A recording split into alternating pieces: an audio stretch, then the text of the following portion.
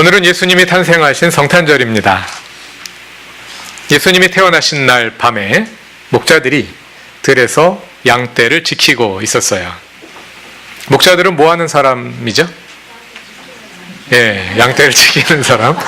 더 정확하게 말하면 목자들은 양을 치는 사람들이죠.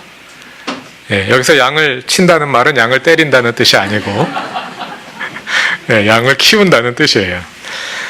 작년 추수감사 주일 예배 때 이스라엘의 날씨에 대해서 말한 적이 있는데 어린이 여러분들 기억하나요? 들어보면 생각날지도 몰라요. 이스라엘은 우리나라와 날씨가 많이 다릅니다. 우리나라는 여름에는 비가 오고 겨울에는 눈이 오죠. 그런데 이스라엘은 여름에는 비가 거의 내리지 않고 겨울에 비가 내려요. 겨울에도 우리처럼 많이 춥진 않기 때문에 눈은 거의 오지 않아요. 여름에는 비가 내리지 않기 때문에 들판에 풀들이 다 말라서 죽어요. 그래서 여름에는 들에 양을 몰고 나가도 양들이 먹을 풀이 없어요. 그래서 여름에는 들에 나가지 않고 집에서 양을 키워요. 그러다가 가을이 되면 비가 오기 시작하고요. 비가 오면 들판에 풀이 돋아나기 시작하기 때문에 그때부터 목자들이 양을 몰고 들로 나가서 여기저기 돌아다니면서 양을 먹이기 시작합니다. 한 곳에 가서 양들이 풀을 뜯고 다 뜯어 먹으면 다른 곳으로 옮겨가서 거기에서 풀을 뜯고 또 다 먹으면 다른 곳으로 또 옮겨가고 그러다 보면 전에 풀을 다 뜯어 먹은 자리에서 다시 새로운 풀이 자라나고 이런 식으로 여기저기 다니면서 양을 칩니다. 들은 기억 있어요? 기억나지? 어른들보다는 좀 나야지 그래도. 예수님이 태어나신 날 밤 예수님이 나신 곳에서 그리 멀지 않은 들판에서 어떤 목자들이 밤에 양떼를 지키고 있었습니다. 요즘 서울과 같은 도시에서는 밤에 밖에 나가도 불빛이 굉장히 많이 있죠. 불빛도 많고 사람도 많아요. 그러나 시골에 가면 밤이 정말 깜깜해요. 시골에 가서 밤에 나가본 적 있어요? 밤에 나가면 안 되니까. 굉장히 깜깜해요. 사람도 별로 없고 집도 별로 없고 가로등도 없고 차도 다니지 않기 때문입니다.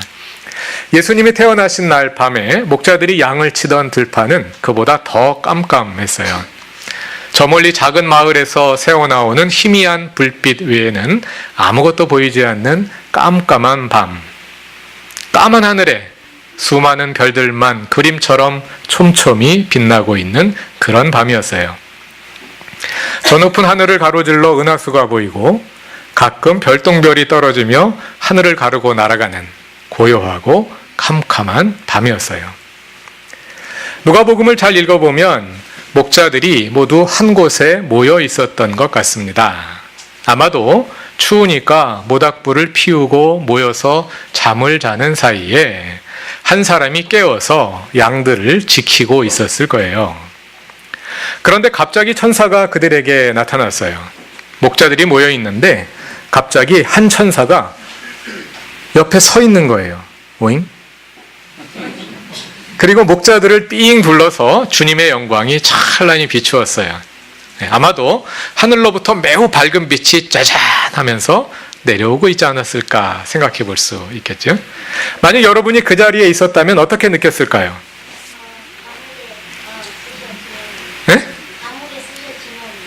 감옥에 쑤셔 집어넣어? 그게 무슨 소리야? 밤에 여러분들이 깜깜한 밤에 친구들과 둘러앉아서 모닥불을 쪼이고 있는데 갑자기 거기 천사가 나타나고 하늘로부터 밝은 빛이 내려와서 여러분 주위를 삥 둘러 비춘다고 생각해 봐요. 어떤 느낌일까요? 어떤 느낌일까?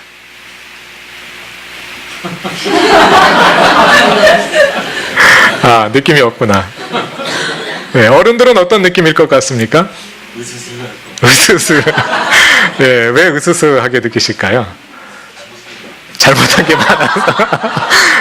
아마 어른들의 공통된 느낌이 아닐까. 목자들도 어른들이었습니다. 그래서 오늘 본문 구절을 보면 목자들도 그것을 보면서 몹시 두려워했습니다. 으스스하게 느꼈던 것 같습니다. 목자는 성경에 자주 나오는 직업입니다. 다윗 왕도 왕이 되기 전에는 목자였고요. 시편 23편은 하나님이 나의 목자시다 이렇게 노래하죠.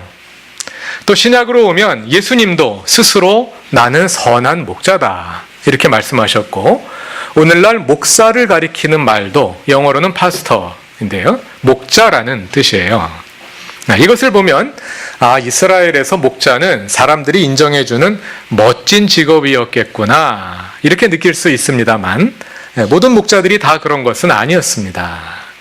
특히 예수님이 태어나실 당시 이스라엘에서 목자는 가난한 사람들이었고, 사람들은 목자들을 인정하고 존중하기보다는 무시했어요. 목자들은 겨우 내내 추운 들판에 나가서 살아야 하잖아요. 그리고 한 곳에 머물러 사는 것이 아니라 풀을 따라 양을 몰고 계속 돌아다녀야 합니다. 자동차에 싣고 다니는 것도 아니고 모든 물건을 다 들고 걸어 다녀야 해요. 여러분 이사해봤죠? 이삿짐을 계속 들고 겨우 내내 들판을 돌아다닌다고 생각해봐요. 얼마나 힘들겠어요? 힘든 일이 너무 많아요. 잘 먹지도 못하고,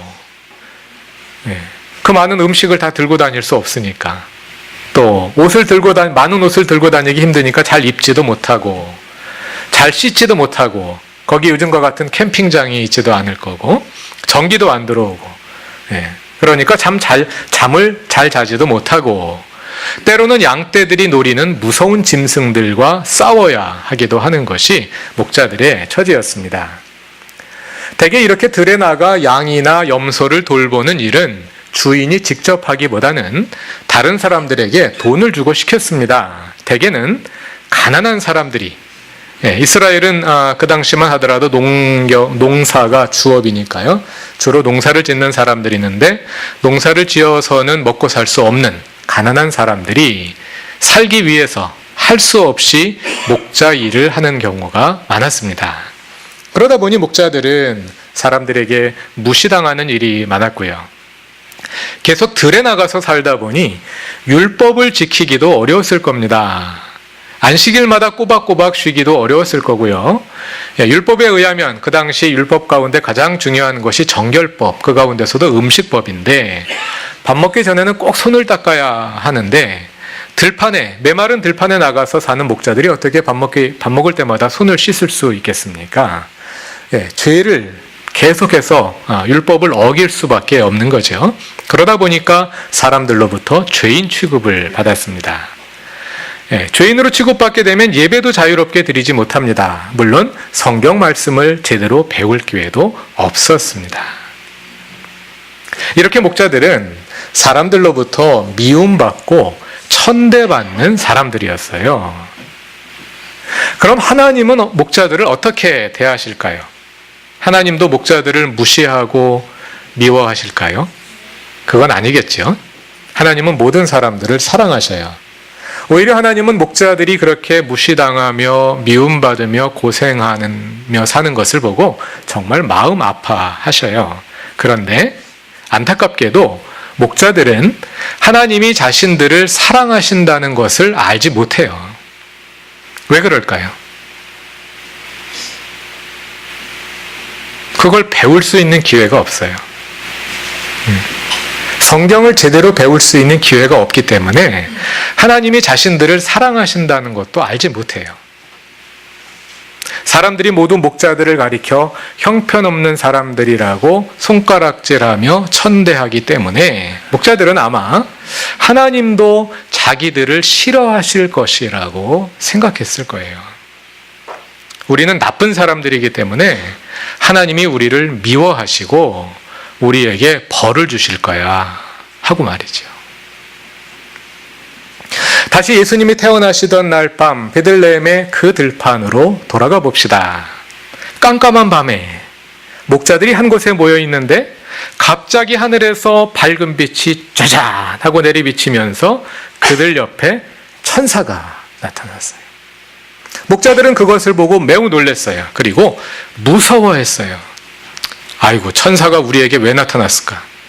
우리가 죄를 많이 지어서 벌을 주려고 왔나 보다 하고 말이죠.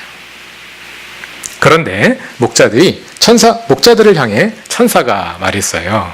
다 같이 본문 10절을 읽어봅시다. 누가복음 2장 10절입니다. 오늘 성경 본문이 많아가지고 그 가운데 하나다 보니까 누가복음 2장 10절을 다 같이 읽어보겠습니다. 천사가 그들에게 말하였다. 두려워하지 말아라. 나는 온 백성에게 큰 기쁨이 될 소식을 너희에게 전하여 준다. 목자들아, 두려워하지 말아라. 무서워하지 말아라. 나는 너희를 벌 주려고 온 것이 아니야. 나는 너희 편이야. 목자들을 벌 주러 온 것이 아니면 천사가 왜 온 걸까요? 지금 읽은 누가복음 2장 10절에 답이 있죠? 천사가 왜 왔다고 누가복음 2장 10절에 되어 있죠? 나는 온 백성에게 큰 기쁨이 될 소식을 너희에게 전하여 준다. 천사들은 목자들을 무섭게 하려고 온 것이 아니라 기쁘게 하려고, 기쁨을 주려고 왔습니다. 그러니 두려워하지 말고 기뻐하라는 거예요. 여기에 큰 기쁨이 될 소식, 이렇게 번역된 말을 더 정확하게 번역하면 큰 기쁨이 될 좋은 소식입니다. 좋은이란 말이 중요한 단어가 여기 빠졌어요. 좋은 소식, 그게 뭡니까? 한자로 하면 복음이지요. 복음. 큰 기쁨의 복음을 너희에게 전하여 준다. 그런데 무엇이 큰 기쁨의 복음이라는 걸까요? 큰 기쁨의 좋은 소식, 그 좋은 소식의 내용이 뭘까요? 그것이 11절에 담겨 있어요. 아까 읽었던 10절 다음에 11절을 또 다 같이 읽어보겠습니다. 오늘 다윗의 동네에서 너희에게 구주가 나셨으니 곧 그리스도 주님이시다. 여기에서 좋은 소식이란 누가 태어났다는 소식인데요. 누가 태어났느냐 하면 구주, 곧 구원자가 태어나셨어요. 우리를 구원해 주시는 분이 태어나셨는데, 그런데 그분은 그리스도이자 주님이래요. 그분이 누구일까요? 그렇죠. 그분이 예수님이지요. 예수님은 구원자, 우리를 구원하시는 분이에요. 예수님이 어떻게 우리를 구원하실 수 있을까요? 그것은 예수님이 그리스도이시고 주님이시기 때문이지요. 복음, 구원자, 그리스도, 주님. 우리가 읽은 본문 10절과 11절에는 우리 신앙에 매우 중요한 단어들이 잔뜩 들어있어요. 이걸 다 설명하려면, 굉장히 중요한 단어들이라서 다 설명하려면 굉장히 길어질 거예요. 머리가 아플 테니까. 특히 그 가운데 보면 오늘 유리가 읽어주었던 로마서 1장 2절부터 4절, 그 가운데 4절에 보면 하나님 나라의 복음을 요약하는 말씀이 있는데, 그게 뭐냐면 예수 그리스도는 그리스도이시자 우리의 주님이시다 하는 그 복음이 이 말씀에도 요약되어 있는 것을 볼 수가 있어요.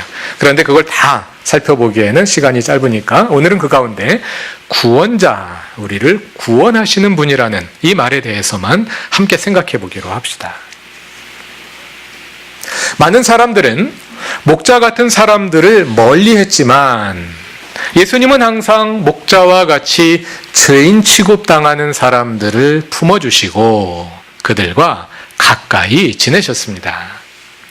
예수님은 그들을 친구로 삼아 그들과 함께 밥도 먹고 간식도 먹으며, 그 당시에 간식이 뭐가 있었을지는 잘 모르겠지만 하여간에 같이 먹으며 이야기 나누기를 좋아하셨어요. 그래서 예수님의 별명이 뭐였을까요?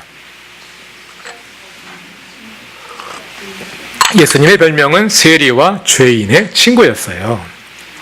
왜 그러셨을까요? 사람들은 세리와 죄인들이 구원받을 수 없다고 생각했지만 예수님은 그것이 잘못된 생각임을 가르쳐 주고자 하신 거예요.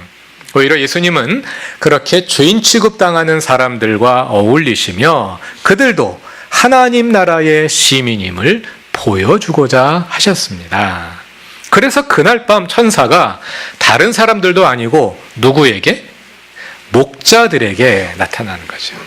왕궁에 나타날 수도 있고 성경을 가르치는 존경받는 선생님들에게 나타날 수도 있고 집에서 편안히 잠자는 사람들에게 나타날 수도 있는데 그것이 아니라 들판에서 양을 치던 무시당하던 가난한 목자들에게 나타나신 거예요. 이제 너희의 친구가 되실 구원자 예수님이 태어나셨다고 그 기쁜 소식, 그 좋은 소식을 알려주기 위해서 말이지요. 뿐만 아니라 그들이 그 기쁜 소식을 온 세상에 알리게 하기 위해서, 온 세상에 기쁜 소식을 알리는 증인들이 되게 하기 위해서 천사들이 목자에게 나타난 거예요. 자, 이렇게 천사가 나타나서 목자들에게 좋은 소식을 알려주고 또 수많은 천사들이 함께 나타나서 하나님을 찬양하고 이런 정말 놀라운 일이 그 밤에 벌어졌어요. 그렇게 천사들이 떠난 후에 목자 가운데 한 사람이 말했어요. 우리 이렇게 있을 것이 아니라 베들레헴 마을에 들어가서 구원자로 오신 아기를, 그 아기를 찾아봅시다. 다른 목자들이 뭐라 그랬을까요? 아마도 목자들이 처음에는 망설였을 거예요. 만일 목자들이 마을에 들어가면 사람들이 쫓아내지 않을까요? 목자들이 하는 말을 사람들이 들어줄까요? 그리고 천사가 자기들에게 나타났다고 하면 사람들이 믿어줄까요? 오히려 천사가 목자에게 나타나? 우리 집 개한테 나타났다 그래라? 그걸 어떻게 믿어? 이렇게 의심하지는 않을까요? 여러분 같으면 어떻게 할 것 같아요? 여러분은 목자의 친구가 되어주고 그 친구가 하는 말을 들어줄래요? 네, 여러분들이 들어준다고 하니까 목자들이 용기를 내어서 다 같이 베들레헴 마을로 들어갔습니다. 그리고 이 집 저 집 다니며 물어보았습니다. 혹시 이 동네에 어젯밤에 아기가 태어난 집이 있나요? 그렇게 해서 목자들은 예수님이 태어나신 곳을 찾아냈어요. 사람들은 어젯밤에 어느 집에 아기가 태어났다는 사실은 알고 있었지만 그 아기가 누구인지는 아무도 몰랐어요. 목자들이 사람들에게 그 아기가 누구인지를 가르쳐 주었어요. 이 아기가 누구인지 아세요? 이 아기는 우리를 구원하실 주님이세요. 어젯밤에 천사가 우리에게 나타나서 알려주었어요. 천사가 우리에게 나타났다고요. 아마 이날부터 목자들은 더 이상 하나님을 무서워하지 않게 되었을 거예요. 왜냐하면 하나님이 목자들을 얼마나 사랑하시는지 알게 되었기 때문이에요. 비록 사람들이 목자들을 손가락질하며 미워하고 이유 없이 괴롭히며 왕따시키더라도 목자들은 그로 인해 기죽지 않고 오히려 그 사람들을 불쌍히 여겼을 거예요. 왜냐하면 이제 그 목자들은 하나님이 우리를 사랑하신다는 것을 알게 되었기 때문이에요. 하나님은 목자들을 사랑하시는 것처럼 그렇게 우리들을 사랑하십니다. 예수님은 목자들의 친구가 되어주신 것처럼 우리의 친구도 되기를 원하십니다. 그래서 예수님이 우리의 친구가 되기 위해서 사람이 되어서, 우리 친구가 되려면 사람이 되어야 하니까 사람이 되어서 이 땅에 오신 겁니다. 그런데 예수님이 왜 어른의 모습으로 오지 않고 아기의 모습으로 오셨을까요? 어른으로 짜잔하고 천사처럼 나타나셔도 되는데 왜 조그만 갓난 아기로 태어나셨을까?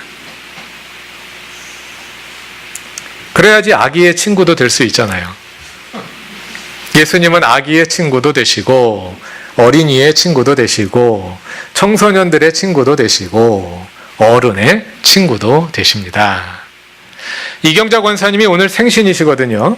이 권사님이랑 예수님이랑 같은 날 태어났으니까 두 분이 친구 사이시죠. 네, 우리의 친구가 되어주십니다. 이렇게 성탄절은 예수님이 우리 모두의 친구로 오신 날입니다. 그렇기 때문에 성탄절은 기쁜 날입니다. 아기로부터 할머니, 할아버지까지 이 자리에서 함께 예배드리는 우리 모든 교우들에게 그 성탄의 기쁨이 가득하길 바랍니다. 예수님이 오늘 태어나셨습니다. 메리 크리스마스. 다 같이 기도드리겠습니다. 우리를 구원하기 위해 사람이 되어 이 땅에 오신 주님, 성탄절에 보여주신 주님의 사랑으로 인해 우리는 구원받은 주님의 자녀가 되었습니다. 그 사랑을 경험하며 확신 가운데 서는 이 성탄절이 되게 하소서. 비록 우리의 존재가 보잘것없어 보이고 다른 사람들에 비해 왜소해 보일지라도 그러한 우리에게 큰 기쁨의 좋은 소식을 알려주시는 주님의 사랑으로 인해 우리가 용기를 얻고 삶의 의미를 되찾습니다. 성탄의 기쁨이 모든 교우들에게 가득하게 하시고 그 기쁨으로 주님을 맞이하는 성탄절이 되게 하소서. 예수님의 이름으로 기도드립니다. 아멘.